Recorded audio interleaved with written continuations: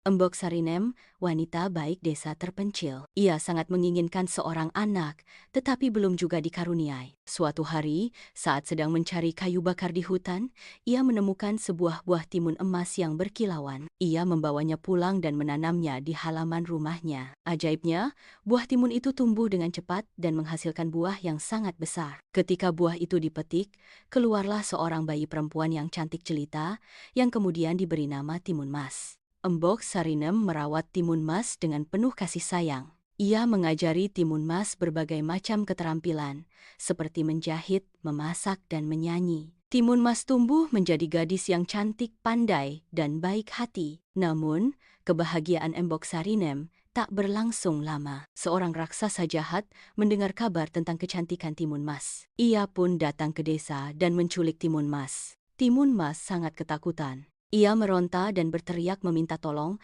tetapi raksasa itu sangat kuat. Sebelum pergi, Embok Sarinem memberikan Timun Mas sebuah bungkusan kecil berisi berbagai macam benda ajaib.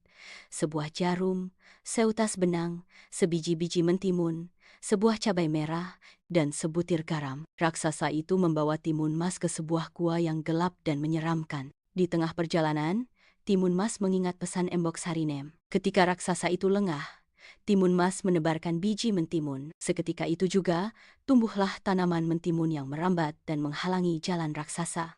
Raksasa itu berusaha menerobos, tetapi tanaman mentimun semakin banyak dan membelit kakinya hingga ia terjatuh. Namun, raksasa itu bangkit kembali. Timun Mas pun melemparkan cabai merah.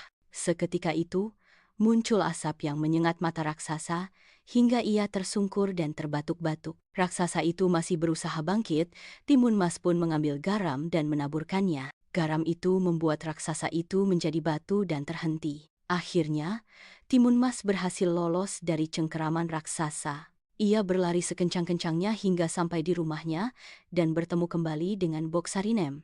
Mereka berdua sangat gembira dan bersyukur atas keselamatan Timun Mas. Kebahagiaan mereka kembali utuh, dan kisah keberanian Timun Mas pun menjadi legenda yang selalu dikenang.